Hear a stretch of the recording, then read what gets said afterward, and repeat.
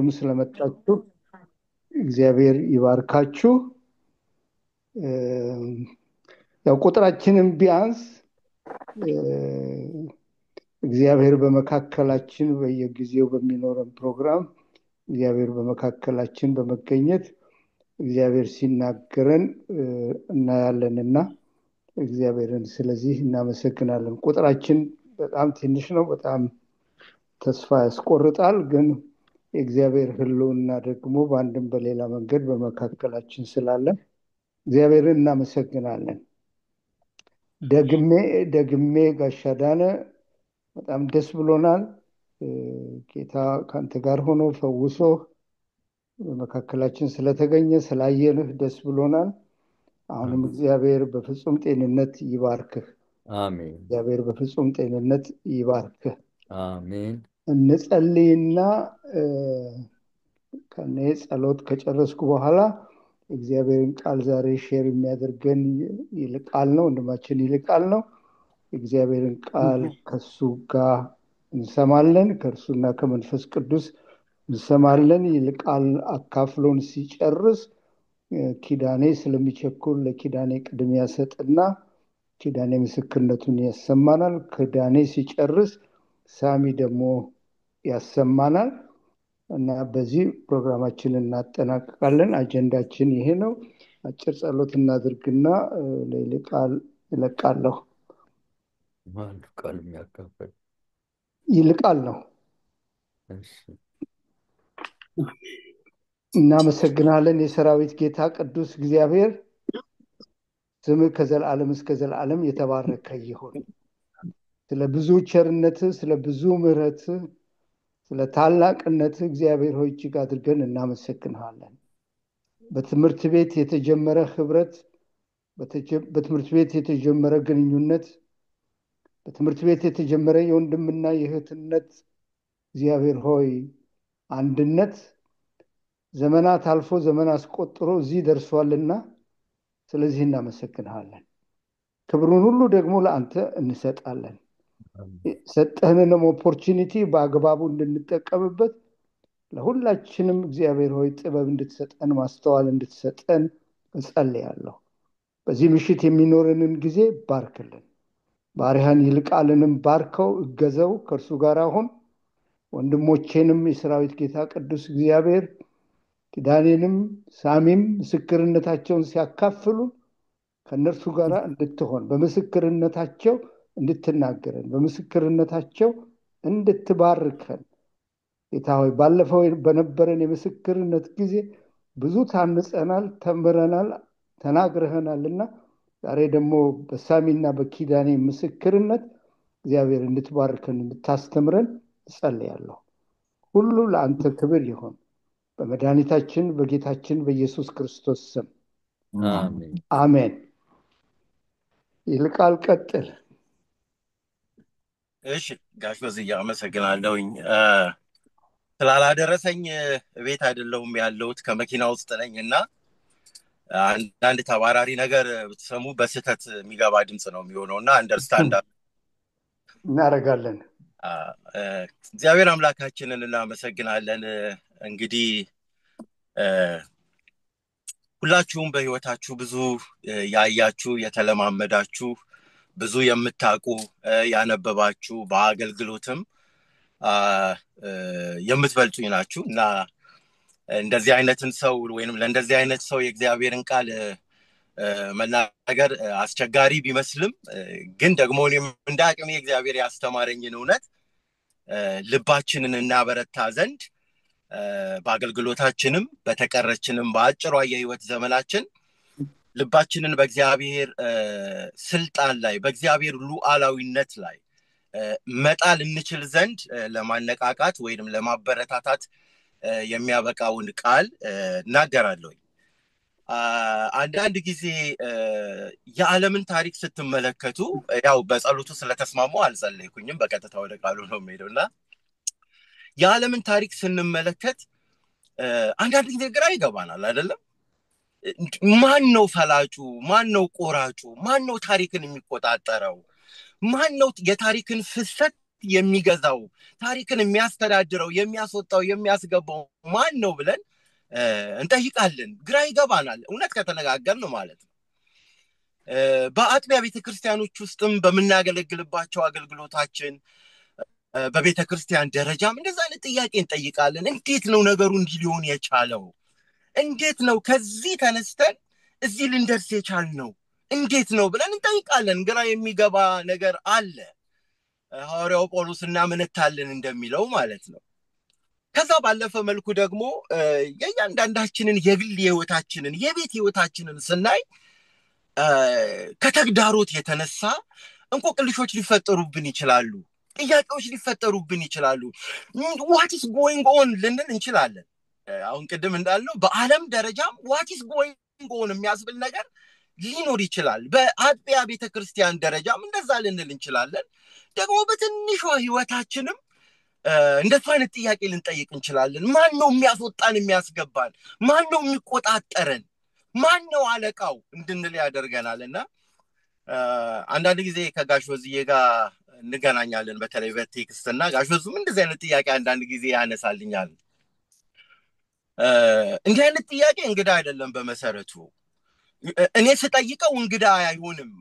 ከእናንተ አንዳችሁ እንደዚህ አይነት ጥያቄ what is going on lord ስንል እንግዳ አይደለም እንደዚህ አይነት ጥያቄ። ምክንያቱም በመጽሐፍ ቅዱሳችን ውስጥ በተለይ በብሉይ ኪዳን ውስጥ ዛሬ ታሪካቸውን የምንሰብክላቸው አንዳንድ ቅዱሳኖች እንዲህ አይነት ጥያቄ ጠይቀዋል።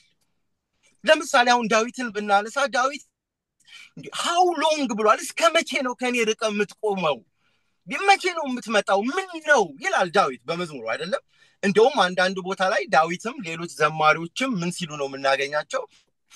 እግዚአብሔር ሆይ ያህዌ ሆይ how long ጠላቶቻችንን ሰዎችን በጀርባችን ላይ እንዲሄዱ የምታደርጋቸው ብለው ይጠይቃሉ እግዚአብሔርን። ምክንያቱም እንዲህ አይነት ጥያቄ እንዲጠይቁ የሚያደርጋቸው እንዴ ያህዌ ንጉስ ነው፣ ያህዌ አምላክ ነው፣ ያህዌ ታሪክን ተቆጣጣሪ ነው ብለው የሚያምኑ ሰዎች ናቸው። ግን አንዳንድ ጊዜ በህይወታቸው ወይንም እንደ ኔሽን በእስራኤል ውስጥ የሚያልፈው ነገር ደግሞ ጥያቄ ይፈጥርባቸዋል። ዳዊት ብቻ አይደለም በመሰረቱ ዕንባቆምም እንዲህ አይነት ሙግት ውስጥ ገብቷል ከእግዚአብሔር ጋር ጠይቆታል ያህዌን። እንዴት ነው እንደዚህ የሚሆነው ብሏል ዕንባቆም አይደለም? ምን አይነት ጥያቄ ነው እንደውም የጠየቀው ዕንባቆም? እንዴት ነው ኃጢአተኛው ጻድቁን የሚውጠው? who is in control of history ማለቱ ነው በሌላ አባባል ዕንባቆም። ማን ነው ታሪክን የሚገዛው? ታሪክን የሚቆጣጠረው ማን ነው? እንዴት ነው ኃጢአተኛ ንጉስ ኃጢአተኛ ኔሽን ጻድቁን ኔሽን እንደፈለገ የሚያዞረው? እንደውም ሲያጠነክረው ምን ይላል ዕንባቆም? እስከ መቼ ድረስ ነው አሳን በመንጠቆ እንደምንይዘው ኃጢአተኛ ኔሽን ጻድቁን ኔሽን በመቃጥን እንደ አሳ የሚይዘው? እስከ መቼ ነው ያህዌ? እስከ መቼ ነው እግዚአብሔር ሆይ ብሎ ዕንባቆም ይሟገታል። እውነተኛ ጥያቄ ነው እንደዚህ አይነት ጥያቄ። ዘንድሮም እንደው የልባችንን እንጫወት ካልን እውነትን እንነጋገር ካልን በዓለም የታሪክ መድረክ ላይ እንደዚህ አይነት ጥያቄ እንድንጠይቅ የሚያደርጉን ነገሮች አሉ። በቤተክርስቲያን ደረጃ ምን ነው ጌታ ሆይ who is in control of history ብለን እንድንጠይቅ የሚያደርጉን ነገሮች አሉ። ደግሞ በትንሹ ህይወታችንም who is in control of my life ብለን እንድንጠይቅም የሚያደርገን ነገር አለ። ግን የእግዚአብሔር ስም የተባረከ ይሁን። ምንም ያህል እንደዚህ አይነት ጥያቄ የሚቆሰቁስ ነገር በህይወታችን ቢኖር አሁንም መፍትሄው ይሄው እግዚአብሔር ብቻ ነው። ወደ እግዚአብሔር የምንሄደው እያመመንም ነው የምንሄደው። ምክንያቱም ከእግዚአብሔር ሌላ በሽታችንን የሚያውቅም ለጥያቄያችን መልስ ያለውም ሌላ ኃይል ሌላ አቅም የለም። የእግዚአብሔር ስም የተባረከ ይሁን። አንዳንድ ሰዎች ታሪክን ቢያጠኑ ወይም ስለ ታሪክ ብዙ የሚናገሩ ሰዎች በተለይ በሩቅ ምስራቅ አካባቢ ያሉ ሰዎች ታሪክን እንዴት ነው የሚረዱት? ታሪክ ዝም ብሎ ራሱን የሚደግም ነው ብለው ነው የሚናገሩት አይደለ? ይሄን ሁላችንም እናውቀዋለን። ሂስትሪ ሪፒትስ ኢትሰልፍ ብለው ነው የሚያምኑት። ምንም አዲስ ነገር የለም ታሪክ ውስጥ። ትላንት ያየነው ዛሬ ይሆናል፣ ዛሬ ያየነው ነገ ይከሰታል ደግሞ ብለው ነው የሚያስቡት። ስለዚህ ቪሺየስ ሰርክል ለአንዳንዶች ደግሞ ኖ ታሪክ ይላሉ አንዳንዶች። ታሪክ ልክ እንደ ፓስታ የተቆላለፈ መነሻና መጨረሻ መድረሻ የሌለው ነገር ነው። የተዘበራረቀ ነገር ነው። ቅርጽ የለውም፣ እጅ የለውም፣ አፍ የለውም፣ አፍንጫ የለውም ብሎ ነው የሚያምኑት ታሪክ። መጽሐፍ ቅዱሳችን ስለ ታሪክ ሲናገር ግን ምን ብሎ ነው የሚናገረው? ታሪክን እንዴት ነው የሚነግረን? ታሪክ መጀመሪያም መጨረሻም ያለው ሊኒየር ነው ብሎ ነው መጽሐፍ ቅዱስ የሚነግረን። ይሄ የጂውሽ የአይሁዶች ኮንሴፕት ኦፍ ሂስትሪ ልክ እንደዚህ ነው። ክርስቲያኖች እኛም ታሪክን የምንረዳው እንደዚህ ነው። ታሪክ ራሱን እየደገመ ዝም ብሎ የሚቀጥል አይደለም፣ ወይንም እንደ ፓስታ የተሰባጠረ መነሻና መድረሻ የሌለው አይደለም። ታሪክ መነሻም መድረሻም ያለው ግብ ያለው ነው። የእግዚአብሔር ስም የተባረከ ይሁን። ደስ የሚለው እውነት ታሪክ መጀመሪያና መጨረሻ ያለው ብቻ ሳይሆን ታሪክ ተቆጣጣሪም አለው። እኛ እንደዚህ ነው የምናምነው። ታሪክ የሰዎች አይደለም። ታሪክ የአምባገነኖች አይደለም። ታሪክ የአዋቂዎች የጠቢባኖች አይደለም። ታሪክ የእግዚአብሔር ነው። ታሪክ እግዚአብሔር እጅ ውስጥ ነው ያለው። ታሪክን የሚያፈሰው ታሪክን የሚቆጣጠረው የሰማይና የምድር እግዚአብሔር ነው። ፈጣሪ ሆኖ እግዚአብሔር ነው። ስለዚህ ልባችንን በዚህ እውነት ላይ እንድናሳርፍ እፈልጋለሁ። ለምንድን ነው ይህንን የምለው? በግሌ ስለምጠይቅ ነው። አንዳንዴ ልብ የሚያወርድ ነገር አለ አይደል? ቅድም እንዳለው ሃው ሎንግ የምንለው ነገር አለን። በአገልግሎታችን በቤተ ክርስቲያን ደረጃ በግል ህይወታችን እንደዚህ አይነት ተርሞይል ውስጥ እንደዚህ አይነት ምጥ ውስጥ ልንገባ እንችላለን። ግን መድኃኒታችን መፍትሄያችን ያለው ማን ጋር ነው? ታሪክን ተቆጣጣሪው እግዚአብሔር ጋር ነው ያለው። የሰዎች ልብ ፌንት የሚያደርግበት ዘመን ውስጥ ነው ያለነው። የሰዎች ልብ ከእንቆቅልሽ ብዛት የተነሳ ከጥያቄ ብዛት የተነሳ ግራ ከመጋባት የተነሳ ፌንት የሚያደርግበት የሚዝልበት ዘመን ውስጥ ነን ያለነው። ግን በዚህ ምሽት ለእናንተም ለኔም የምናገረው እውነት ምንድነው? እግዚአብሔር የታሪክ ተቆጣጣሪ ነው። በዚህ እውነት ላይ እንቁ። በዚህ እውነት ላይ ቆመን እናገልግል። ኖ ሪትሪት ኖ ሰሬንደር የምንለው መቼ ነው? አላፈገፍግም እጄንም አልሰጥም የምንለው መቼ ነው? እግዚአብሔር ሉዓላዊ መሆኑ ሲገባን ብቻ ነው። በዚህ እውነት ላይ ስንቆም እግዚአብሔር የሰጠንን ነገር ሳንጥለው ይዘነው እንሄዳለን። ልባቸው ከወደቁና ኋላ ከቀሩ ሰዎች ጋር አብረን አንቀርም። እንደ ኢያሱና እንደ ካሌብ ወደፊት መሄድ ይሆንልናል። እግዚአብሔር በዚህ እውነት ልባችንን እንዲደግፈው ፈልጋለሁ። ለምን? God is in control of history። የተበላሸ በሚመስለን ነገር ውስጥ በቤተ ክርስቲያን ውስጥ የተጣመመ በሚመስለን ነገር ውስጥ መልክ ጣዕም ቅርጽ ያጣ በሚመስለን ነገር ውስጥ God is in control። በዚህ እውነት ነፍሴን እየደገፍኳት ነበረ ሰሞኑን። ለዚህ ነው ይህንን ቃል የምናገረው።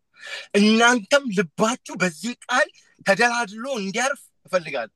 በዚህ ቃል እውነት ላይ ቆማችሁ የጀመራችሁትን የእግዚአብሔርን ስራ ወደፊት ፑሽ እንድታደርጉት እንድትገፉት እፈልጋለሁ።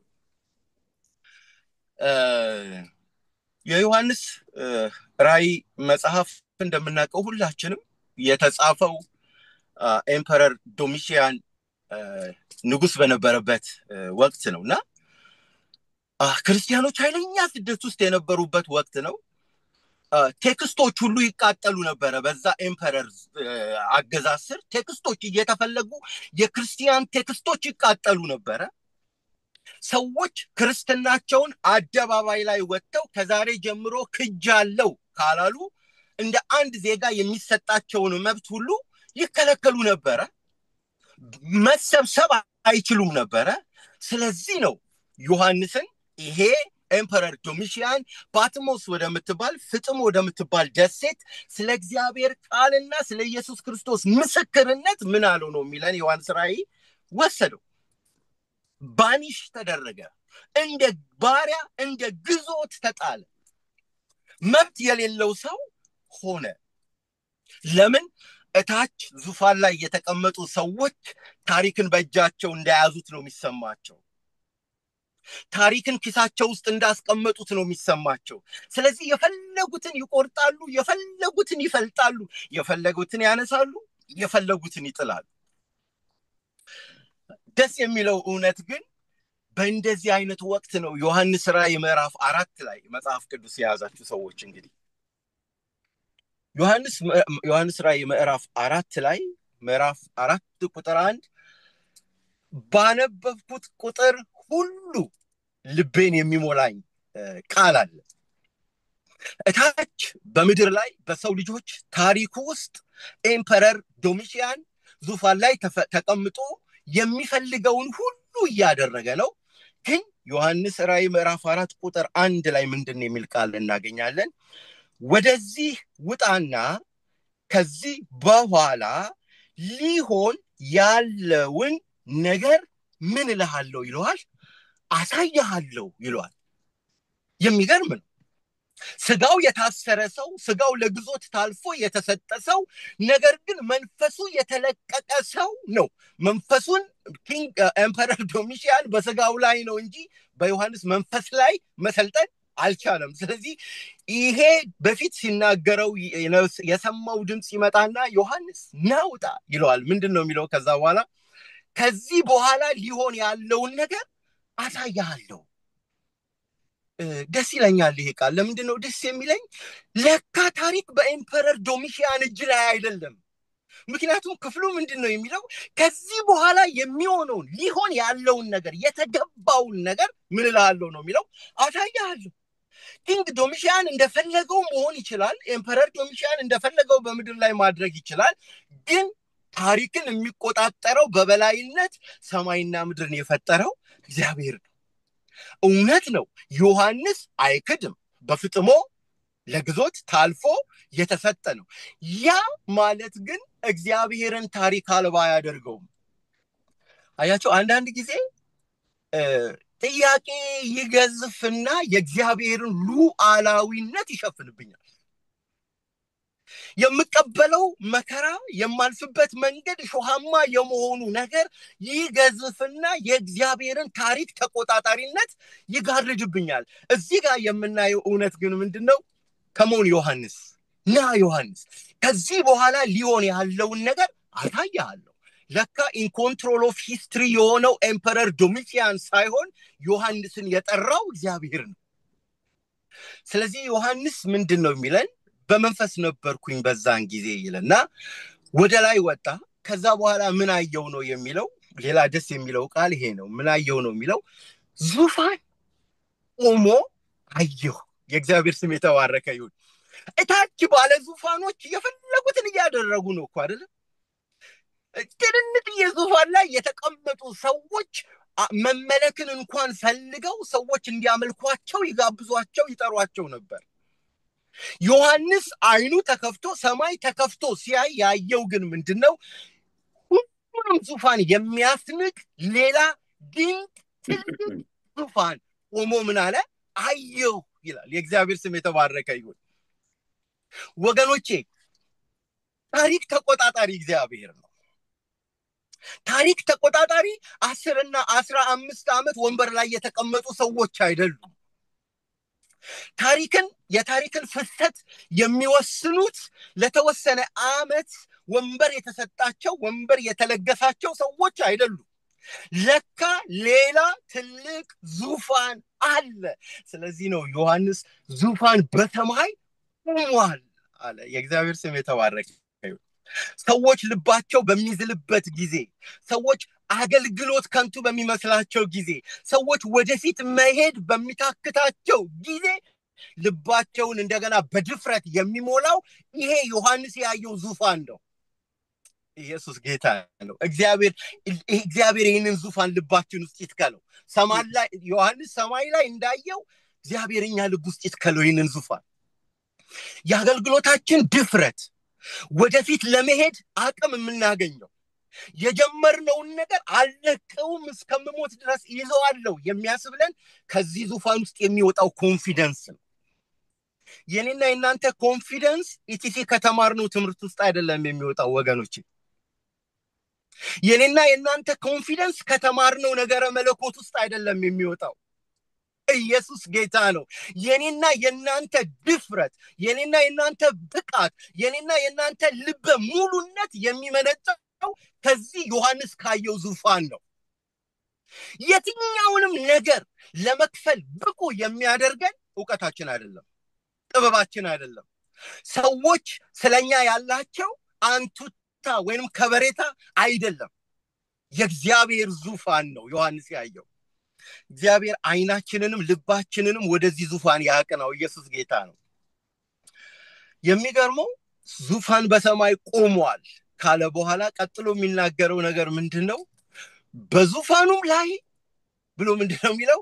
ተቀማጭ ነበረ። የእግዚአብሔር ስም የተባረከ ይሁን። የማይደነግጥ ተቀማጭ፣ የማይረበሽ ተቀማጭ፣ የማይታወክ ተቀማጭ፣ አሁን ዙፋኔን እነጠቃለሁ ብሎ ስጋት የማይገባው ተቀማጭ። ይሄ ልብን የሚሞላ እውነት ነው ቅዱሳን። በእውነት ይሄ ልባችንን ለአገልግሎት የበለጠ ለመሰጠት ድፍረት የሚሰጠን እውነት ነው። የትኛው እውነት? ዙፋኑ ኤምፕቲ አይደለም። ዙፋኑ ባዶ ዙፋን አይደለም። ዙፋኑ ላይ ተቀማጭ አለበት። ታሪክን የሚገዛ ያህዌ፣ ታሪክን የሚገዛ እግዚአብሔር፣ ታሪክን የሚቆጣጠር እግዚአብሔር፣ በታሪክ ላይ መብት ስልጣን ያለው የታሪክ አለቃ የሆነው እግዚአብሔር ተቀማጭ ነው።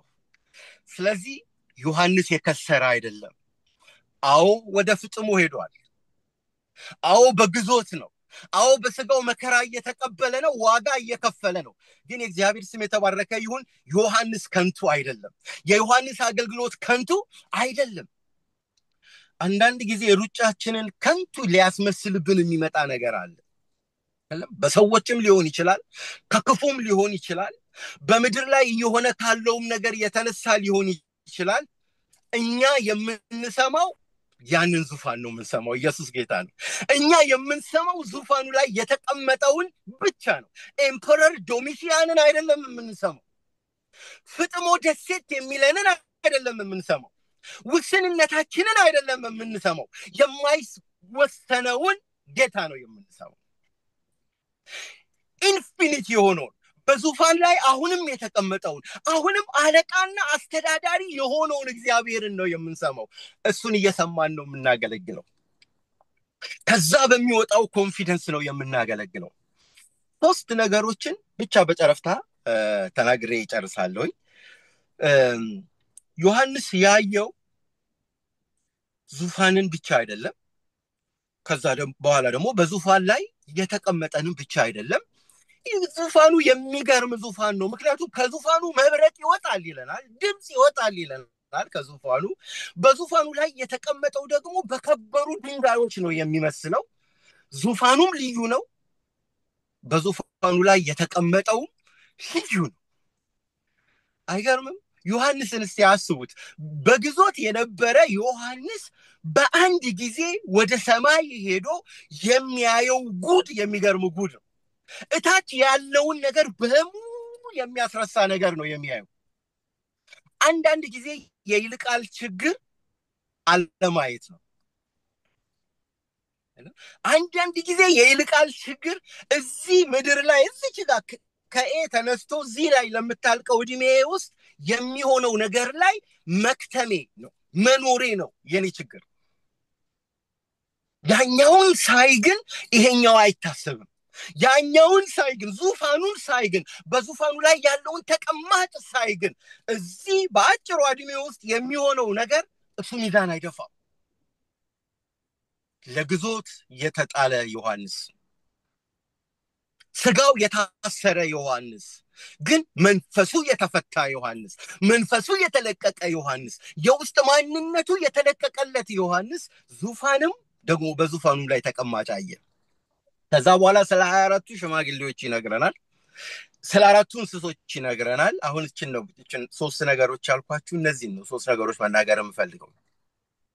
እነዚህ 4ቱ እንስሶች በዚህ በዙፋን ላይ ለተቀመጠው የሚናገሩት ሶስት የሚገርም ነገር አለ። በአንድ ቢቀርብልንም ግን ሶስት መሰረታዊ እውነት ነው የሚናገሩት። አንደኛ የሚናገሩት እውነት ምንድነው? ቅዱስ ቅዱስ ቅዱስ ይሉታል በዙፋኑ ላይ የተቀመጠው። አዎ እውነት ነው። ቅዱስ ቅዱስ ቅዱስ የሚለው ቃል በተለምዶ እንደምንተረጉመው ወይም እንደምናስበው ኃጢአት የማያደርግ ማለት ነው። ለሁላችንም አይደለም? ኃጢአት የማያደርግ፣ ኃጢአት የማይነካ፣ ኃጢአት የማይወጣው እንደማለት ነው። እውነት ነው። ግን እነዚህ አራቱ እንስሶች ከዚህ ያለፈም እውነት የሚናገሩ ነው የሚመስለኝ። ምን አይነት እውነት ነው የሚናገሩት? ቅዱስ ቅዱስ ቅዱስ ሲሉት ዩኒክ ዩኒክ ዩኒክ እያሉትም ነው የሚመስለኝ። ኃጢአት የማይሰራ ማለታቸው ብቻ ሳይሆን እግዚአብሔር ከፍጥረት ሁሉ የተለየ ማለታቸው።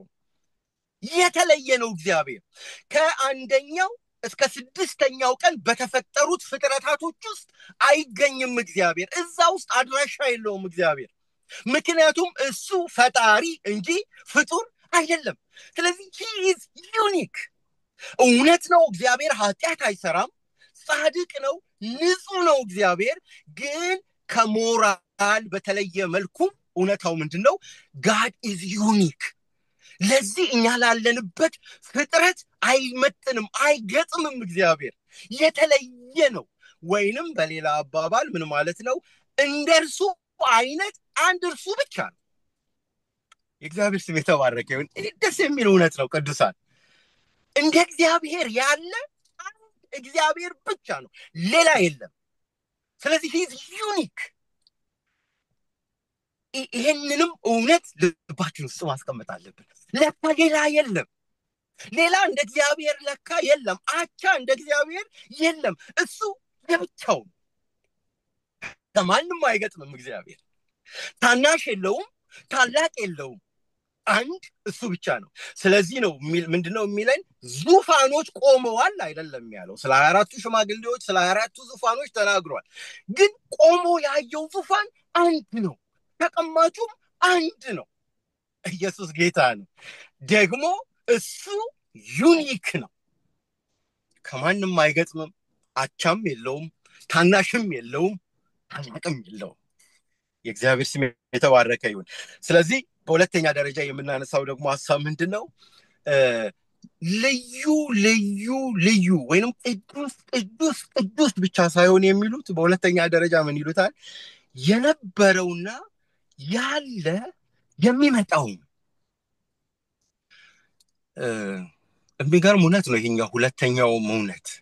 ምክንያቱም እኔና እናንተ በስጋ ስንመከር ሁላችሁም እድሜያችሁን አስቡት። በአእምሮአችሁ ሁላችሁም ብታስቡት በስጋ ብንመከር እዚህ ግቡ ምንባል አይደለንም። ሁላችንም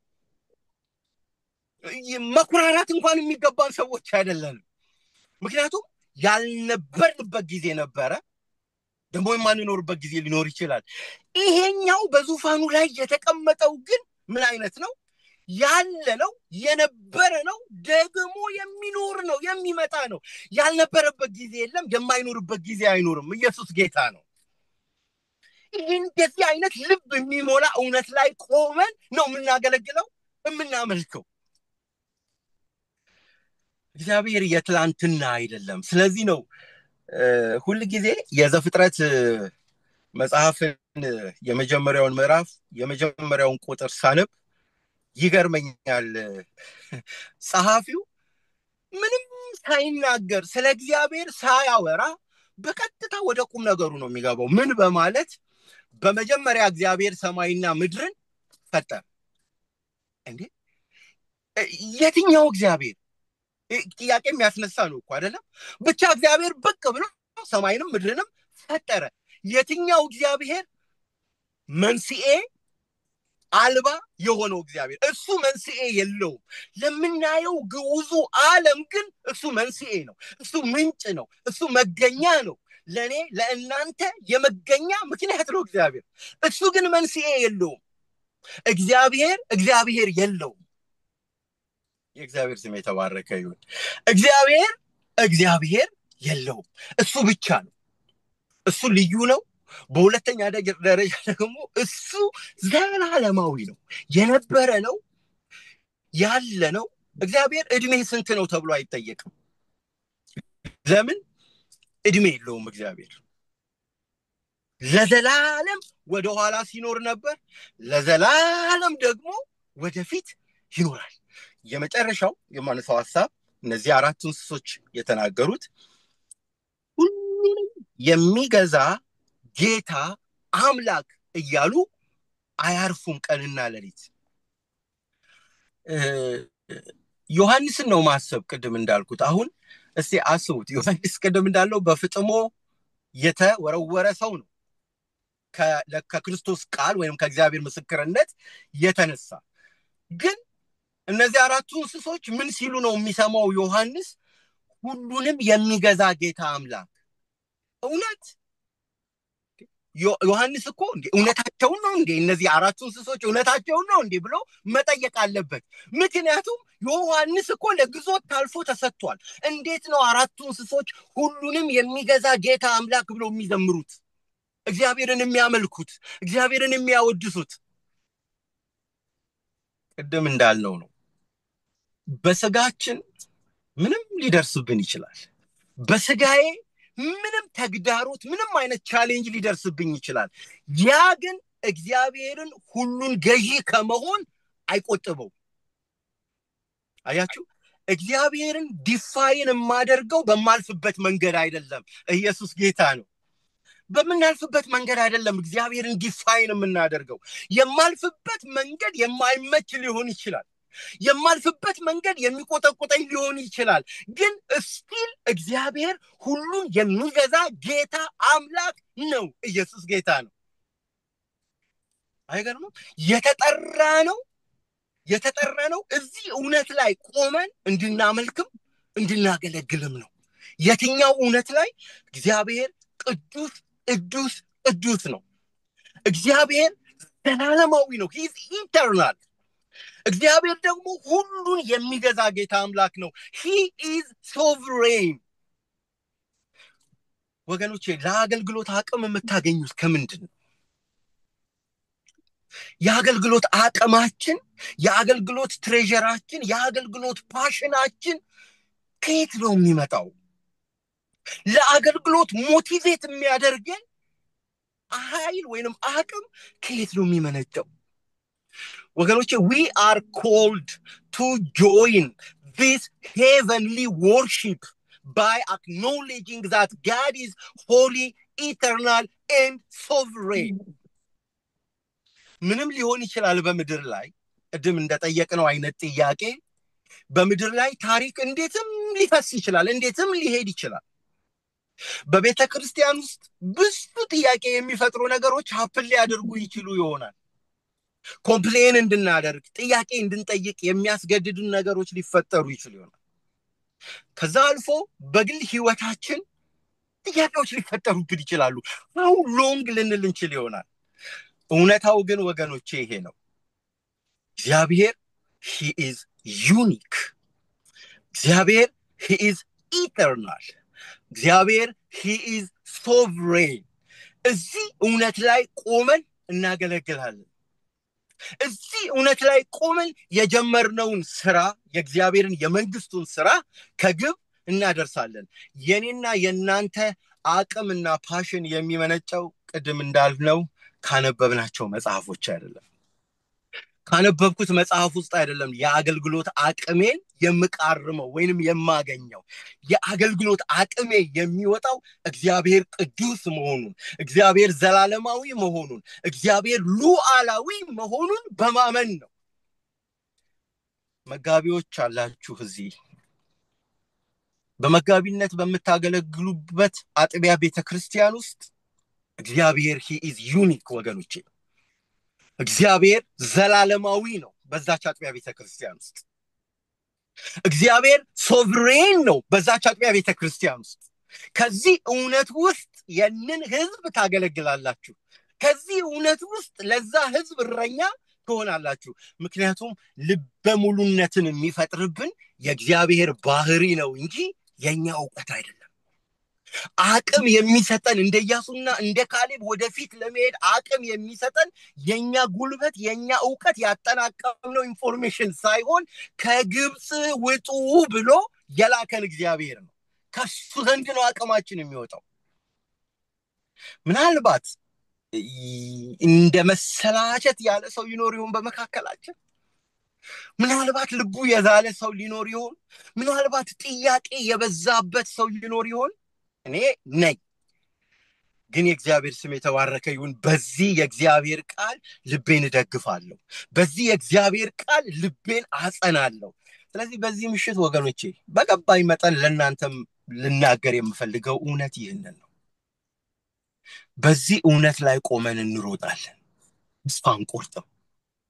በዚህ እውነት ላይ ቆመን እናገለግላለን፣ ተስፋ አንቆርጥም። በዚህ እውነት ላይ ጸንተን ቆመን እናመልካለን፣ ተስፋ አንቆርጥም። የእግዚአብሔር የአምላካችን ስም የተባረከ ይሁን። ጋሽ በዝዬ ለአንተ ሰጣለሁ። እሺ ይልቃል፣ እግዚአብሔር ይባርክህ። በእውነት ትልቅ መልእክት እግዚአብሔር ሰጥቶሃል። ለእኛ ደግሞ ፓሽነትሊ አካፍለህናል እና በራሴም ስም የሌሎቹን ስሜት ባልጠይቅም ከኔ ስሜት የተለየ ይሆናል ብዬ ስለማልገምት እግዚአብሔር ይባርክህ። እግዚአብሔር አብዝቶ ይባርክህ። ይሄንን ፓሽንህንም እግዚአብሔር ይጠብቅልህ። እግዚአብሔር ይሄንን ፓሽንህን ይጠብቅልህ። እግዚአብሔር በአገልግሎትህ ይባርክህ። እግዚአብሔርን እናመሰግናለን ወገኖቼ። እግዚአብሔር እንደተናገረን አምናለሁ። ይልቃል በውስጡ የሚመላለሰውን ራሱ ስትረግል የሚያደርግበትን ሀሳብ ነው ላይ ያካፈለን ከእግዚአብሔር ቃል አንጻር። ለሁላችን ደግሞ በይልቃል ውስጥ ያለ ሀሳብ፣ ጥያቄ፣ ጭንቀት ሁላችንም ውስጥ እንዳለ ገምታለሁና እግዚአብሔር በዚህ አንጻር ለሁላችን እንደተናገረን ነው ብዬ አምናለሁኝ። ስለዚህ እግዚአብሔር በእውነት የተባረከ ይሁን። እግዚአብሔር እናመሰግናለን። እኔን፣ አልሚን፣ ፓስተር ሱራጅን እዚህ ህብረት ውስጥ እንድንቆይ የሚያደርገን ነገር ዛሬ ሚስጥር ነው የምንነግራችሁ።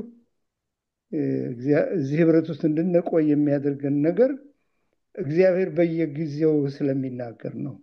እግዚአብሔር እንደዚህ ሲናገር እያየን የት ነው የምንሄደው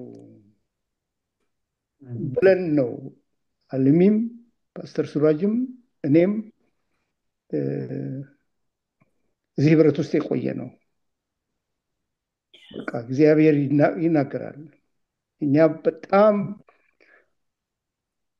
በስብሰባችን ብዙ አዝነን ተስፋ ቆርጠን ምን እናድርግ በምንልበት ሰሞን በሚኖረን ፕሮግራም እግዚአብሔር ይናገራል እና ይህንን እግዚአብሔር እየተናገረ የት ነው የምንሄደው ብለን ነው እዚህ ህብረት ውስጥ የቆየ ነው እና ዛሬም እንደዚሁ አድርጎናል። ከአልሚ ጋር ከፓስተር ሱራጅ ጋር አልተነጋገርንም፣ ግን በቃ ዛሬም እንደዚህ ሆነናል። በቃ እኛ ሌላ ሀሳቡ በጭንቅላታችን ውስጥ አለ። ዛሬ ግን እግዚአብሔር እንደዚህ ከተናገረን ወዴት እንሄዳለን? እንደዚህ የሚናገረን እግዚአብሔርን ሊመጡ የሚገባቸው ሰዎች ሁሉ አልመጡምና ብለን ወዴት እንሄዳለን? እሱ ሊመጡ የሚገባቸው ሰዎች ሁሉ አልመጡምና እናንተ 8 9 ናችሁ፣ ለ8 እና ለ9 ሰው አልናገርም አላለም እግዚአብሔር። አልናገርም አላለም እግዚአብሔር። ሊመጡ የሚገባቸው በጣም ብዙዎች እንዳሉ ያውቃል እግዚአብሔር። የምንመጣውንም ሰዎች ቁጥር ያውቃል እግዚአብሔር እና ማጆሪቲው አልመጣምና እናንተ ማይኖሪቲ ናችሁ ብሎ እግዚአብሔር ዝም አላለንም። እግዚአብሔር ይናገረናል እና ከዚህ አንጻር እንድታዩት ይህንን መልእክት፣ ሌሎችንም መልእክቶች እግዚአብሔር በየጊዜው የሚሰጠንን መልእክቶች ከዚህ አንጻር እንድናያቸው ብዬ ነው ለማሳሰብ የፈለግኩት እና እግዚአብሔርን እናመሰግናለን። ቃል እንደገና እግዚአብሔር ይባርክህ። አሁን ወደ ምስክርነታችን እንሄዳለን። ኪዳኔ እንዳለህ አምናለሁ። ለአንተና ለመንፈስ ቅዱስ ጊዜውን እሰጣለሁ። አንድ 10 ደቂቃ መናገር ትችላለህ። እሺ ጌታ ይባርካችሁ። ይሰማል አይደል? አዎ እሺ ያው 10 ደቂቃ የ30-40 ዓመት ምስክርነት 10 ደቂቃ እንግዲህ በጣም ለመጭመቁ እንትን ነው እና እንደተባለው ግን እግዚአብሔር የዘላለም አምላክ በሁሉ ነገር ላይ ስልጣን ያለው ጌታ እያንዳንዳችን የተለያዩ ሁኔታዎች ያሳልፎናል። ከኛ ብርታት ሳይሆን ከእርሱ ብርታት ከእርሱ ኃያልነት የተነሳ ደግሞ ተሻግረን እዚህ ደርሰናል እና እግዚአብሔር የተመሰገነ ይሁን። እንዳልኳችሁ ያው ብዙ ምስክርነቶች ሊኖሩኝ ይችላሉ፣ ግን የተወሰኑትን ብቻ ለእግዚአብሔር ክብር እግዚአብሔር እንዳልተወኝ ከኔ ጋር እንደነበረ እያንዳንዳችንም ከኛ ጋር እንደሚሆን ሁሉ ከኔ ጋር እንዳልተለየኝ ያንን ትንሽ ለመናገር ነው እና የእግዚአብሔር ሰዎች እንግዲህ እያንዳንዱ በተለያየ ሁኔታ ውስጥ ያልፋል እና መጽሐፍ ቅዱስ ላይም ስናይ እንደተባለው አሁን ዮሐንስ ከሁሉም ሐዋርያት መጨረሻ ቀርቶ በብዙ መከራ ካለፈ በኋላ በፍጥሞ ደሴት ተጥሎ ነበር እና ሌሎቹ ደግሞ እነ ጳውሎስ እና ጴጥሮስ ቀድመው ነው እንግዲህ ሕይወታቸው በመስዋዕትነት ያለፈው እና ኢዮብን ስናይ ደግሞ ብዙ ነገር ነበረው፣ በኋላም ብዙ አጣ፣ በኋላ ደግሞ መልሶ አገኘና እያንዳንዱ ሰው የተለያየ ሕይወት ያሳልፋል። እኛም እንደዛው የየራሳችን የሆነ የምናልፍባቸው ነገሮች አሉ እና ይህን ሳስብ አንድ ጊዜ በዘፍጥረት 47 ቁጥር 9 ላይ ያለውን ነው እና ወደ መጨረሻው አካባቢ ማለት ነው የዘፍጥረት ዮሴፍ አባቱን ያዕቆብን ወደ ፈርዖን ባመጣው ጊዜ ፈርዖን የጠየቀው ጥያቄ የመጀመሪያው ጥያቄ እኔ ይገርመኛል እና እድሜህ ምን ያህል ነው አለው እና ለምን እድሜ እንደጠየቀም ባይገባኝም ግን እድሜህ ምን ያህል ነው አለው ፈርዖን ያዕቆብን እና ያዕቆብን ሲመልስ በምድር ላይ በእንግድነት ያሳለፍኩት ዘመን 130 ዓመት ነው አለ። ይህም ከአባቶቼ በእንግድነት ከኖሩበት ዘመን ጋር ሲነጻጸር አጭር ነው፣ ችግር የበዛበትም ነበር ሲል መለሰለት ይላል እና አባቶቹ ማለት እንግዲህ አብርሃም ይስሐቅ ናቸው እና እነሱ አብርሃም 175 ዓመት ኖረ፣ ይስሐቅ ደግሞ 180 ዓመት ኖረ እና ያዕቆብ 130 ዓመት ነው እና እነሱ ጋር ለመድረስ እንግዲህ 50 ዓመት ይቀረዋል፣ ግን አጭር ነው አለ። ኦልሬዲ እንደተቃረበም ስላወቀ ግን እኔ የፈለኩት ሲነጻጸር አጭር ነው ግን ችግር የበዛበትም ነበር አለ እና የእኔን ደግሞ ምናልባት ስናገር ችግርም ነበረበት፣ ግን ከእሱ ጋር ደግሞ ደስታ፣ የመንፈስ ቅዱስ ሐሴት የነበረበት ህይወት ነው ያሳለፍኩት እና ጌታን እጅግ አመሰግነዋለሁ እና ምናልባት ከየት እንደሚጀምር ትንሽ ያስቸግር ይሆናል፣ ግን ያው እኔ ከኦርቶዶክስ አማኞች ቤተሰብ ነው የተወለድኩት እና በእምነታቸው በኦርቶዶክስ ውስጥ ጸኑ ናቸው። ጥሩ አስተዳደግም ነው ያስተዳደጉን ማለት ነው እና እግዚአብሔርን በመፍራት ግን ጌታን ወደ ተቀበልኩት በ1977 በኢትዮጵያ አቆጣጠር ማለት ነው እና በፈረንጆቹ ወደ 85 መሆኑ ነው እና ያን ጊዜ ገና የ22 ዓመት ልጅ ነበርኩኝ እና ከዛ በኋላ ግን እስካሁን ድረስ በጌታ ይኸው 40 ዓመት ሙሉ ኖሬያለሁ እና ብዙ ነገሮችን ከእግዚአብሔር አይቻለሁ እና ጌታም ፈቅዶ ያው ምናልባት ምስክርነቴ በፈረንጆቹ 2000 ወይም 98 ጀምሮ ያለውን ብላደርገው ደስ ይለኛል። ከዛ በፊት የነበረውን ለሌላ ጊዜ ወይም እንደ ለአሁን ሊደር አሳድረዋለሁ እና ከኢቲሲ ከነበርኩበት በኋላ ያለውን ትንሽ አጠር አድርጌ ላቀርብላችሁ ሞክራለሁ። ቀደም ብሎ ያው እንዳልኳችሁ ጌታን ከተቀበልኩ በኋላ እዛው ተጠምቄ እዛው መንፈስ ቅዱስን ተሞልቼ ከዛም በኋላም ያው ለስራ ሄጄ ነበር ወደ ሲዳሞ አዶላ ጎልድ ማይኒንግ፣ እዛም እየሰራው ጌታንም እያገለገልኩ እንግዲህ ብዙ ከቆየው በኋላ ጌታን ባለቤት ሰጥቶኝ ልጆችን ወልጄ ያው ኢቲሲ ጀመርኩ ማለት ነው። ኢቲሲ 97 የጀመርኩት እና እዛን ጊዜ ሁለት ልጆች ነበሩኝ ማለት ነው። አንዷ 18 ላይ 2 ዓመት ልጅ ነበረች። ሁለተኛዋ የመጀመሪያዋ ልጄ ደግሞ የ5 ዓመት ልጅ ነበረች እና በዛ ሁኔታ ላይ ያለን ያው የምታውቁት የኢትዮ ኤርትራ ጦርነት ተጀመረ እና እዛ ምክንያት ያው ማታ ማር ነበር፣ ግን ስራዎች ሁሉ መፈናቀል መጣ። ያው ትውልዴም ኤርትራ ስለሆነ ኤርትራ ተወልጄ ነው የመጣሁት። በልጅነታችን ነው ቤተሰቦች ያመጡን እና እዛ የተነሳ ብዙ መፈናቀል ሆነ። ያው ባለቤቴና ሁለቱ ልጆቼ ወደ ኤርትራ ሄዱ ማለት ነው እና እኔ ብቻዬን ቀርቼ ያው ኢቲሲ ደግሞ ሞሪን ጉዳዩን ስላወቀች ያው ፉል ታይም ተማር እስካለ ድረስ ካላባረሩ ስኮላርሽፕ እንሰጥሃለን ብላኝ ያው ትምህርቴን እንግዲህ እግዚአብሔር በሮችን ሲከፍት ያው ፉል ታይም ሆኜ ዲፕሎማውን ተመረኩ ማለት ነው እና ከዛም ያው ዲግሪውን ቀጠልኩ። ምክንያቱም እንደው ሰላም ይመጣ ይሆን ወይ በር ይከፈት ይሆን ወይ ልጆቼና ባለቤት የሚገናኝ ይሆን ወይ የሚል ተስፋ ነበር። ግን ያው ተስፋውም ገና ነበር እና ዲግሪውን ቀጥዬ ያው እግዚአብሔርም ረድቶኝ ዲግሪውንም በ2002 ግራጁዌት አደረግኩ ማለት ነው እና ከዛ በኋላ ግን ያለው አማራጭ ከባለቤቴ ጋር ያው አልፎ አልፎ ደብዳቤም ለመላክ በአውሮፓ በአሜሪካ ነው የምትልክልኝ እና እዚህ ሚኔሶታ ስለነበረች ለእሷ ትልካለች ከአስመራ፣ እሷ ደግሞ ከሚኔሶታ ወደ አዲስ አበባ ትልክልኛለች እና በዙሪያ ጥምጥም ነበረ ደብዳቤ የምንገናኘው እና ሩቅ ነበር እና በዛ የተነሳ ስጽፍ የአውሮፕላን በሰማይ ላይ ሲበር ልጆች እየወጡ ባባና እዚህ ውረድ፣ እዚህ ነው ቤታችን ይለሃል ትለኝ ነበር እና ልጆቹም ያው ያን ያህል በጣም ውስጣቸው የገባ ናፍቆት ነበር። ህፃናት ናቸው እና ሲሄዱ እዛው ላይ ያለኝ አማራጭ እንግዲህ እግዚአብሔር መቼም አትርፎኝ እኔን አላባረሩኝም። ያው ሲሆንም በጥሩ በደስታ ደስ እያለኝ አሳልፌ ጨረስኩ። ስለዚህ ያለኝ አማራጭ ያው ቤተክርስቲያንም ተዘግቷል፣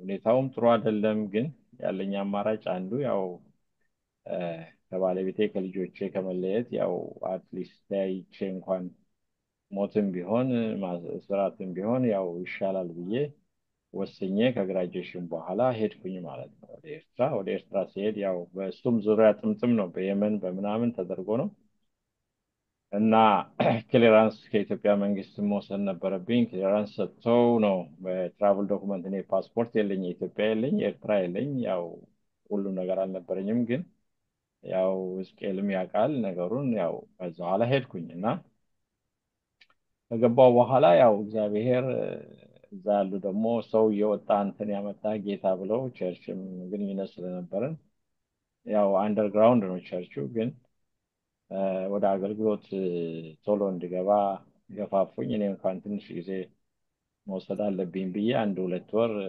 ጸሎት ጊዜ እና ከቤተሰቤ ጋራ እንጂ የማደርግበትን ጊዜ ወሰድ። ከዛ በኋላ ግን ያው እኔ ነሐሴ መጨረሻ ነው የገባሁት፣ ጥቅምት ላይ ግድ ብለውኝ ወደ አገልግሎቱ ገባው ማለት ነው እና ተጸልዮልኝ ያው ቤተክርስቲያን መምራት ውስጥ አንድ አጥቢያ እንደገናም ደግሞ ያው አጠቃላይ ናሽናል ቸርቹ ዋና ጸሐፊ ሆኜ እንዳገለግል ፈልገው ያው እዛው አስቀመጡኝ እና እዛ እያገለገልኩ እያለ 2 ዓመት ከምናምን ያገለገልኩት። እንግዲህ ለሀገሩ እንግዳ ነኝ፣ አልኖርኩበትም፣ የተወለድኩ እንጂ አላውቀውም።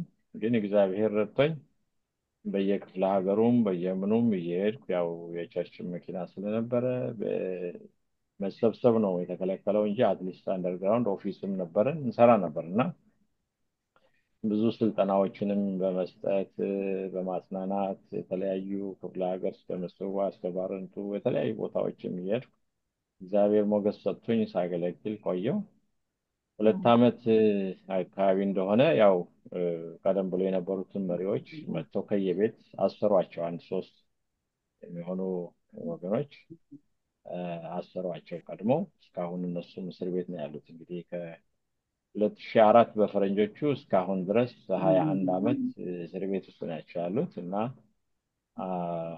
እና የታወቁ ናቸው። አንዱ ዶክተር ክፍሉ ይባላል። ይወዝ ዩኒቨርሲቲ አስተማሪ ነበር። በኋላ ሜቻች እሱን ትቶ በፓስተርነት የሚያገለግል ነው። እዚህ ቺካጎ ዩኒቨርሲቲ በማትማቲክስ በደርግ ዘመን ነው እንግዲህ ዶክተሬቱን የጨረሰው እና ብዙዎች ናቸው ያው አስገቧቸው። ከዛ በኋላ እኛ ቀረን ማለት ነው እና አልቆየም።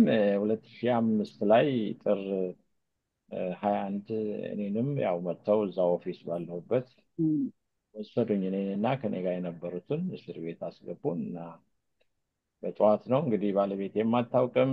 የዛን ጊዜ ገና ሞባይልም እዛ ኤርትራ የጀመረ ጊዜ ነው እና ከዛ በኋላ ሲያስገቡን ያው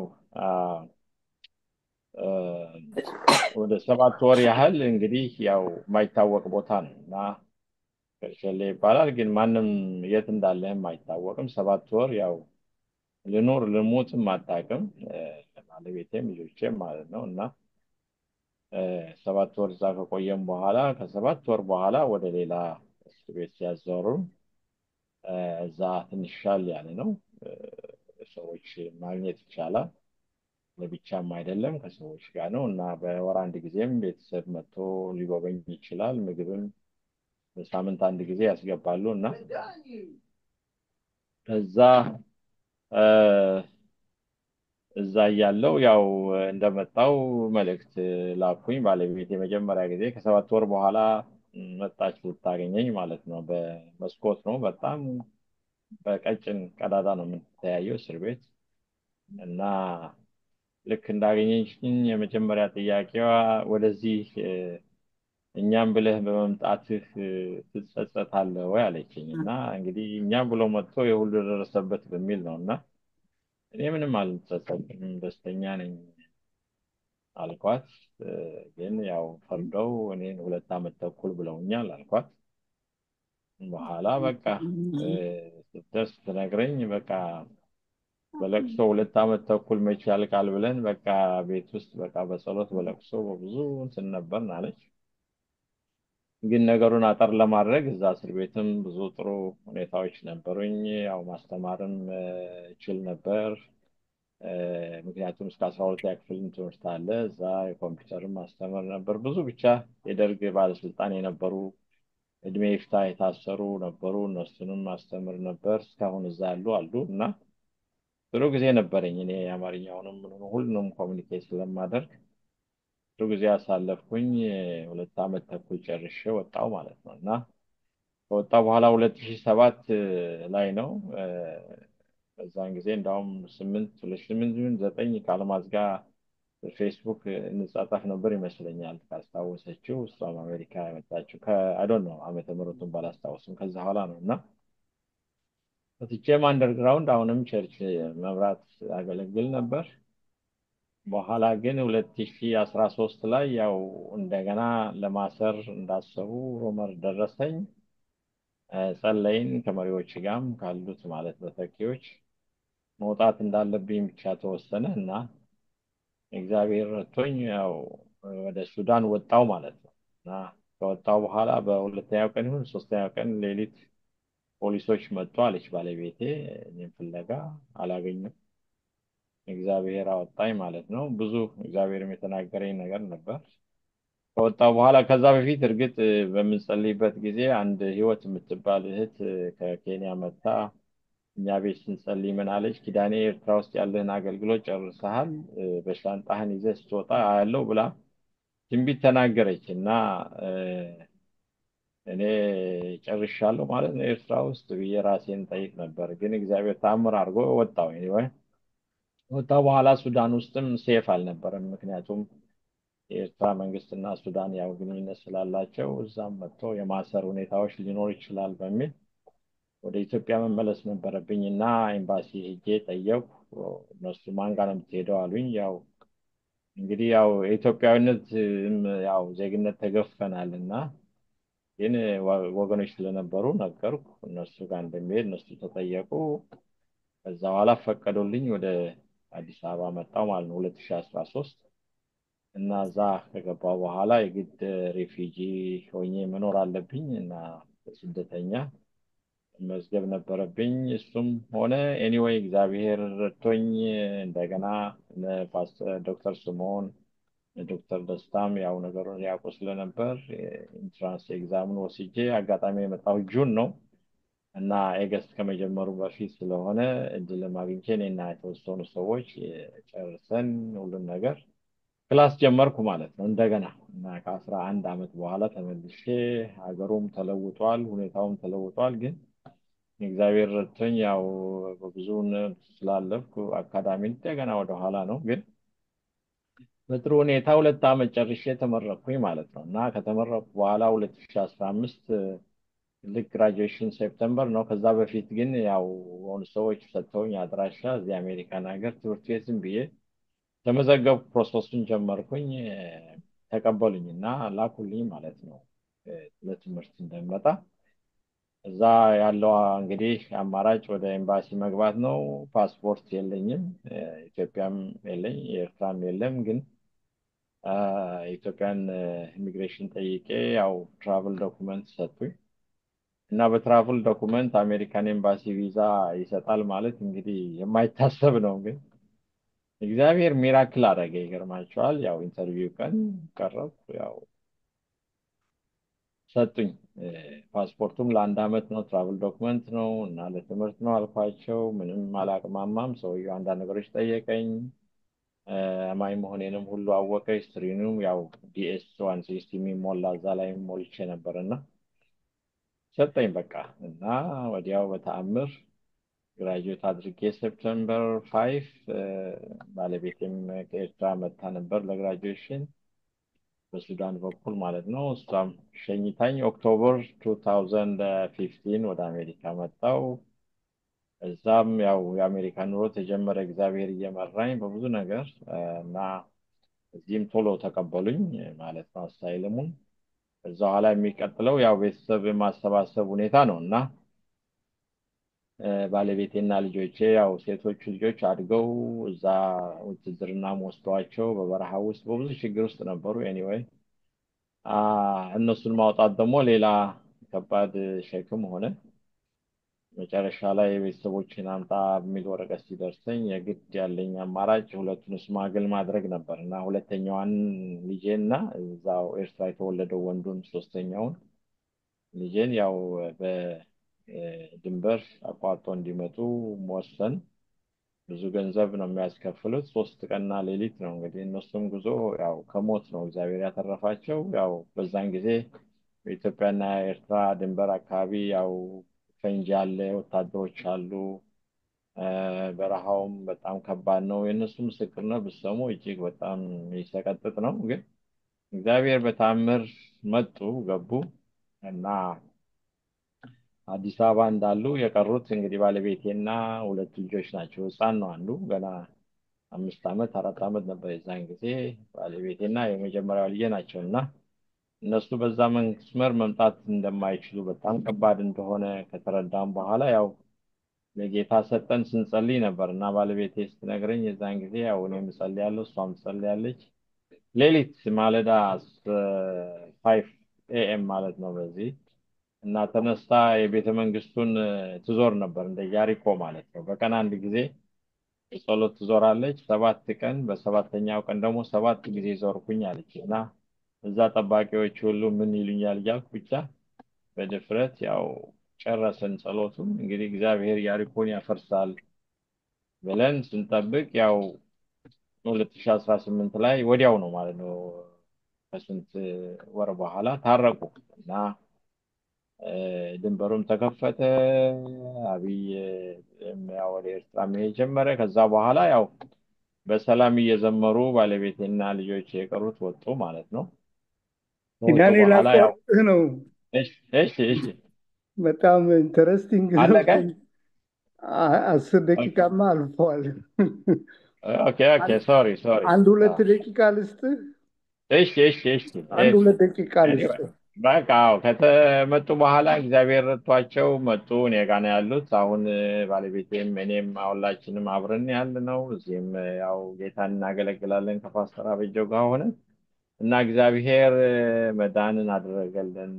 ተአምራትን አደረገ። የእግዚአብሔርን እጅ ብዙ አየን። ብዙ ያልተናገርኳቸው ነገሮች አሉ እና እግዚአብሔር ረድቶኛል። እንግዲህ እስካሁን በህይወት አለሁኝ እና እግዚአብሔር ዓላማውን በህይወቴ ውስጥ ብዙ ከአሁን በኋላም አለው የሚፈጽመው እና እግዚአብሔር ይህን ነገር አድርጎልናል። እኔም ባለቤቴም ልጆቼም አንድ ላይ በሰላም እንኖራለን እና ይሄ ነው እንግዲህ። ጌታ ይባርካችሁ። ቴንኪው። ተባረክ ኪዳኔ። አሜን አሜን። የሚያስደንቅ ምስክርነት ነው። ኢቲሲ አብረን ነበረን። እማውቅህ ይመስለኝ ነበር፣ ግን አላውቅህም። ለካ እንደዚህ አይነት እኔም አላውቀውም ጋሽ በዝዬ እንደዚህ አይነት ክራይሲስ ውስጥ ያለፍክ ሰው መሆንን ፈጽሞ እኔ የሚገርም ነው። ዲቴሉን አውቃለሁ። እግዚአብሔር ይባረክ። ኢቲሲ ውስጥ ብዙዎችንም እንትን ስለማላወራ ስቃለው። እኔ ከሁሉ ጋራ ነው የምገናኘው፣ ሶሻብል ነኝ። ግን ያው ነገሬን በውስጥ ይዤ ነው ማለት ነው። እግዚአብሔር ይመስገን። እንኳን ትዝ እግዚአብሔር ይልሃል? አትሂድ እያልነው ነው ሄደው አዎ ብዙዎች እንደሱ ከግራጁዌሽን ብለዋል። በኋላ። እግዚአብሔር ይመስገን። እግዚአብሔር ረድቶሃል። አሜን። ይሄ ሉዓላዊ የሆነ እግዚአብሔር አሁን የት ነው ያለኸው? ካሊፎርኒያ ነው። እዚህ ከና ብጀው ጋር ነው ያለው እኮ። ሳኖዜ ነው እንዴ? እኔም እኮ ካሊፎርኒያ ነኝ። ጋሻዳን አዎ፣ ጋሻዳን እንደ ሰላም እኮ ተባብለናል። ረስተውን ቸርች እንዲህ መጥተው ሲያገለግሉ አዎ፣ እግዚአብሔር በደንብ እዚህ ይመስገን። አላወራንም እንጂ አዎ፣ አላወራንም። ይመስገን። ልክ ነህ፣ ልክ ነህ። አዎ። እግዚአብሔር እንኳን ይመስገን። ተባረክ። እንኳን እግዚአብሔር ረዳህ። በእውነት እግዚአብሔር አሜን አሜን አሜን ይሄ ሉዓላዊ ጌታ እግዚአብሔር እግዚአብሔር ረዳ። እኔ ደግሞ አሜን አሜን። እህቱ የእሱ እህት የኔ ስፖንሰር ስለነበረች በደንብ አውቃለሁ። ዲቴይል ከእሱ ጋር በጣም ዌር ሶ ክሎዝ ነው ከኔ ጋር እና በደንብ አውቃለሁ እኔ። እግዚአብሔር ይመስገን። ያኔም ሕዝቅኤል ሲደርስ ሰው ዲቪ ያው ሰው የሚያውቀው አልነበረም። እኔን ሲያናግረኝ ያው ለእህቴ ጠየኳት። እህቴ ደግሞ ችግር የለም ሆነዋለሁ አለች። እግዚአብሔር ያው ይባረክ። ሆነችው መጣ። እሷ ጋር ተቀመጠ። 3 ወር ነው የተቀመጥኩ መሰለኝ እሷ ጋር። አሜን። እንዴት ደስ ይላል። ጌታ ይባርካችሁ። እግዚአብሔር ይመስገን። እግዚአብሔርን እናመሰግናለን። ሳሚ ያንተ ተራ ነው፣ ቀጥል። አይ እኔ አሁን ከዚህ ውስጥ አውጥቼ ምን ማወራው? አይዞ ኪዳኔ ባለፈው እዚህ ዲኤምቪ አካባቢ የመጣ ጊዜ አጭር ጊዜም ብትሆን አግኝተነው ትንንሽ ነገር አሁን የመሰከረልንን መስማት ችያለሁ። ያኔ ነግሮን ነበርና በጣም የሚገርም ታሪክ ነው። ያው እግዚአብሔር ሰውን ዳግመኛ በመወለድ በመንፈስ ዳግም መወለድ ብቻ ሳይሆን በስጋም እንደዚህ ዳግም ሰው እንደሚያደርግ ሊትራሊ ምስክርነቱ እንደዛ ነበረና ያኔም ሲነግረን ከአንድ ሳምንት ቀደም ብዬ መስማት እድል ነበረኝ እንጂ እኩል ነው ያው ከእናንተ ጋር እየሰማ ያለሁት። እንደው በ10 ደቂቃ አያልቅም። እውነት ነው ያው እንደጀመረው ግን ደግሞ እግዚአብሔር በሱ ሕይወት ያደረገው ነገር ምንም ጥያቄ የለውም። እንደ ቤተ በጣም ትልልቅ ከባባድ የሆኑ ወሳኝ የህይወት እርምጃዎችን ነው እግዚአብሔር የሰራው ህይወቱ ላይ እና ስለ ኪዳኔ እግዚአብሔርን አመሰግናለሁ። እሱ ከኢትዮጵያ የወጣ ጊዜ ነው እኔ ኤገስት የገባሁት እና ትንሽ ጫፉ ላይ ደርሼበታለሁ። ቢሆንም ግን ለኪዳኔ ስለበዛው ምሕረት እግዚአብሔርን አመሰግናለሁ። አሜን አሜን። ኪዳኔ ደስ ብሎኛል። ያኔም ስላየን ደስ ብሎናል። እንደገና ምስክርነት ማለት በቃ የማያልቅ ነው። ሁሌ ብሰማው የሚሰለች አይደለም። የእግዚአብሔር ምሕረት በፊትህ እንዴት እንደበዛ ስላየው አይሰለችም ብንሰማው ምስክርነትህንና አሁንም የእግዚአብሔር ምሕረት እንዲበዛልህ ደግሞ ያው ላይፍ ይቀጥላል። አባት ነህ፣ ያው አያት እንዲያደርግህ ደግሞ ጌታ ጸሎቴ ነው። ወደ እኔ ልመለስና እኔ እንግዲህ ከዚህ አይነት ስቶሪ ውስጥ አውጥቼ የኔ የሚለውን ምስክርነት ምን ብዬ እንደማወራ አላውቅም። ግን እግዚአብሔር ለእኔ የሚያበዛልኝ ምሕረት እንዳለ ለእናንተ ላረጋግጥላችሁ እወዳለሁ። እንደ እንደ እንደ ኪዳኔ በመከራ ውስጥ ያለፈ ህይወት የለኝም። እኔ ወይ ደግሞ አንዳንዶቻችሁ ተመሳሳይ ህይወት አልፋችሁ ሊሆን ይችላል። ምናልባት ከእናንተ በእድሜ ከብዙዎቻችሁ የመጨረሻው እኔ እሆናለሁ ብዬ አስባለሁ። እግዚአብሔር ረድቶኝ ትናንትና የመጀመሪያዎቹን 40ኛ ወይም 4ኛ ክፍል እድሜን ጀመርኩት ማርች 8 ትናንትና። እንኳን አደረሰ። ሃፒ በርዝዴ። ቴንክ ዩ ሶ ማች። እንኳን አብሮ አደረሰን። ሃፒ በርዝዴይ ብለናል። እንግዲህ ቴንክ ዩ እግዚአብሔር ያክብርልኝ። በዚህ 40 ዓመት ጉዞዬ ውስጥ እኔ የእግዚአብሔርን ምሕረት ብቻ በህይወቴ አይቻለሁ።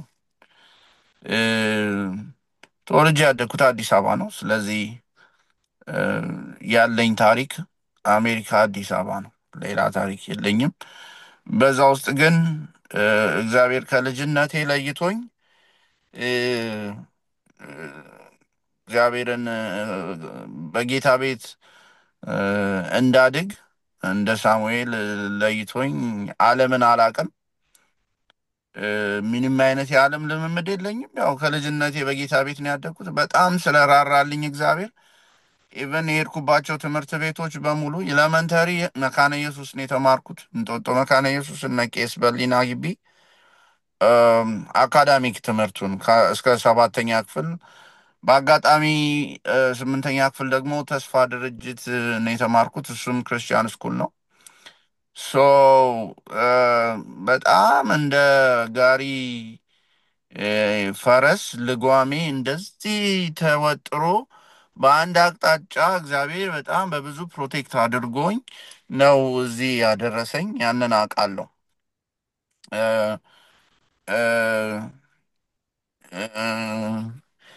ከእግዚአብሔር ቃል ግን የማነበው የኔን ህይወት የሚገልጥ አንድ ክፍል አለ። ኢሳይያስ 55 ላይ ያለ ቃል ሁሌ ልቤን ርስርስ የሚያደርገውና በቃ የሚያስደንቀኝ ኢሳይያስ 55 ቁጥር 3 ላይ ያለ ቃል አለና እሱም ባነበው ደስ ይለኛል።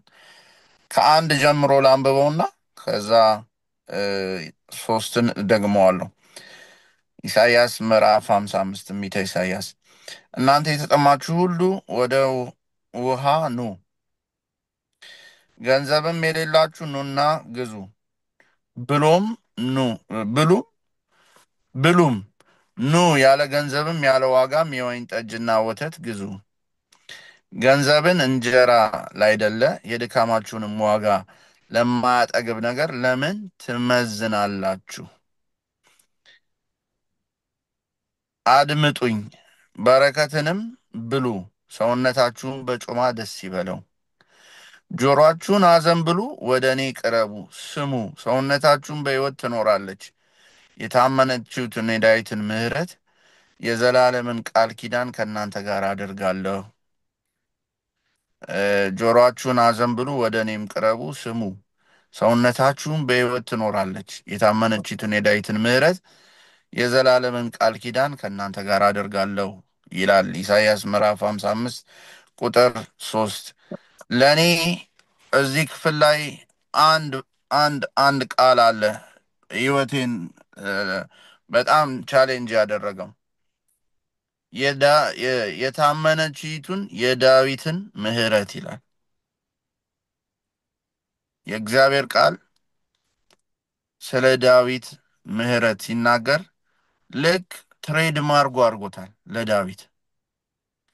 ለምሳሌ አዲዳስን ጀርመኖች እንዳመረቱት፣ ኮካኮላን አሜሪካ እንዳመረተው የሚታወቁበት ምርታቸው እንደሆነ የእግዚአብሔርን ምሕረት ለዳዊት መገለጫ አድርጎታል፣ ትሬድ ማርጎ አድርጎታል። እና ምን ይላል? የታመነችውን የዳዊትን ምሕረት ይላል። ዳዊት በምኑ ነው ምሕረት የሚያደርገው? ግን የታመነበት ምሕረት አለች። እና ይህች የታመነችቱ የእግዚአብሔር የዳዊት ምሕረት በእኔም ህይወት በስታለች። ያንን ማየት ችያለሁ። የታመነችቱ የዳዊት ምሕረት አሜን። ለዳዊት መጠሪያው፣ ትሬድ ማርኩ፣ መለያው እንደሆነች እግዚአብሔርም ብዙ ለዳዊት የገባለትን ኪዳን እናውቃለን። እና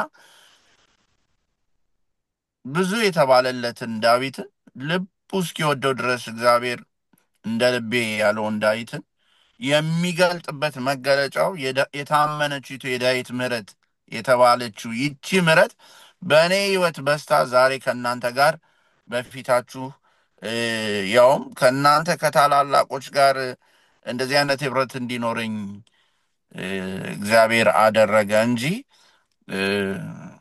ማወራው ነገር የለኝም። ያለኝ የታመነችቱን የዳዊትን ምሕረት በህይወት አይቻለሁ። ሰው ያደረገኝ አቁሞ ያስኬደኝ የታመነችቱ የዳዊት ምሕረት ነች። ለእኔም የበዛችው ይቺ የታመነችቱ የዳዊት ምሕረት ነች። አሜን። ያንን ነው ዛሬ በፊታችሁ ሼር ማድረግ የምችለው። ለእኔ የበዛው ይቺ ለዳዊት መጠሪያ የሆነችለት የታመነችቱ የዳዊት ምሕረት ነች። በዚች ምሕረት እኔ በፊታችሁ መቆም ችያለሁ። አሜን። ትውልዴም እድገቴም አዲስ አበባ፣ ከዛ የሚቀጥለው ቤቴ አባት ሀገር አሜሪካ፣ ጋድብለስ አሜሪካ። ዳትስ ኦል ማለት የምችለው በዚህ ሁሉ ውስጥ ከውልደቴ እስከ ዛሬ በፊታችሁ እስከ መሰከርኩበት ቀን ድረስ በህይወት ያኖረኝ በውበት ያቆየኝ ምንም ሳይጎልብኝ ክብሩም ከኔ ጋር በሞገስ አብሮኝ የወጣው የዳዊት የታመነችቱ ያቺ የዳዊት ምሕረት ነች እና ምስክርነቴ ይሄ ነው። የታመነችቱ የዳዊት ምሕረት ከኔ ጋር በስታለች እና ይህንን ነው ማለት የምችለው። ክብርን ለጌታ ስጡልኝ። ጥያቄ ካለ ብቻ መመለስ እችላለሁ። አሜን። ተባረክ ተባረክ ሳሚ። ብሩክን። አሜን አሜን። ከእግዚአብሔር ምሕረት የበለጠ ምን ትፈልጋለህ? ዋናውን ነገር አግኝተህ እውነት ነው። እና ምንም ድንቅ አድርጎልሃል እግዚአብሔር። ተባረክ ተባረክ። አሜን። ጋሻዳን ሃፒ በርዝደይ። ቴንኪዩ ጋሻዳን። ያው በ41 ዓመት ነው መበልጥህ። ምንም ችግር የለውም። አዋራ ገና አንድ ፍሬ ነህ እኮ ምንድን ነው እንዴ? እናንተን እያየን ነው እንግዲህ እኛም ወደፊት ታላላቆቻችንን አባቶቻችንን እያየን ነው። እሰይ እግዚአብሔርን ችንን እናመሰግናለን። የምንሄደው ነገር የለም። አሜን። እግዚአብሔርን ጌታ እናመሰግናለን። ይመስገን። አሜን አሜን። ወገኖች ሌላም ዛሬ እንግዲህ ትመሰክራለህ፣ ለሌላው ምስክርነትም ያብቃ። እንግዲህ አሜን። ሁለት ሆነናል። እሺ አሜን። ሲንግል ነኝ ጋሻዳን፣ እሱን ነው እየነካካው ያለው እንዴ አሁን ጸልያለን። አይዞ እሺ እሺ አይዞ፣ እሺ። መልካሟ ትመጣለች። አሜን አሜን አሜን እግዚአብሔርን እናመሰግናለን። ወገኖች አሜን። በድጋሚ ጊዜያችሁን ስክሪፋይስ አድርጋችሁ አብረን ስላመሸን እግዚአብሔር ደግሞ አብረን የምናመሽበትን ይህንም ፕሮግራም ስለሰጠን እግዚአብሔርን እጅግ አድርጌ አሜን አመሰግናለሁ። እግዚአብሔርን እጅግ አድርገን እናመሰግናለን። አሜን ስለ ፓስተር አዳነ፣ ስለ ኪዳኔ፣ ስለ ይልቃል፣ ስለ ፓስተር ሳሙኤል ሾንጋ፣ ስለ ሳሚ፣ ስለ ፓስተር ስቅኤል፣ ስለ አልሚ፣ ስለ ፓስተር ሱራጅ፣ ስለ ራሴም እግዚአብሔርን እጅግ አድርጌ አመሰግናለሁ። እግዚአብሔር እንደዚህ አይነት ምሽት ሰጥቶናልና እግዚአብሔር ስለሰጠን ምሽት ክብሩ ሁሉ ለእግዚአብሔር ይሁን። አሜን አሜን እግዚአብሔርን ቃል ስላካፈለን ስለ ይልቃል እግዚአብሔርን አመሰግናለሁ።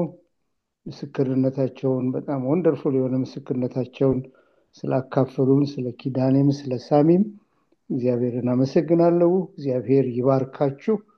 አሜን ወንደርፉል ምስክርነት አካፍላችሁናል። እግዚአብሔር ይባርካችሁ።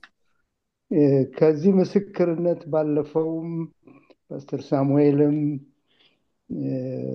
ፓስተር ስቅኤልም ፓስተር አበጀሁም ያካፈሉንን ምስክርነት ሳስብ ሰዓቱን ደግሞ ስመለከተው ሰዓቱና ምስክርነቶቹ የሚመጣጠኑ ሆኖ አላገኘኋቸውም እና እስቲ ተማክረን ትንሽ ራቅ ባለ ጊዜ ውስጥ እነዚህን ምስክርነቶች በድጋሚ የቀሩትንም ሁሉ አድርገን በድጋሚ ለመስማት እግዚአብሔር ጊዜ ያመቻችልናል ብዬ አስባለሁ።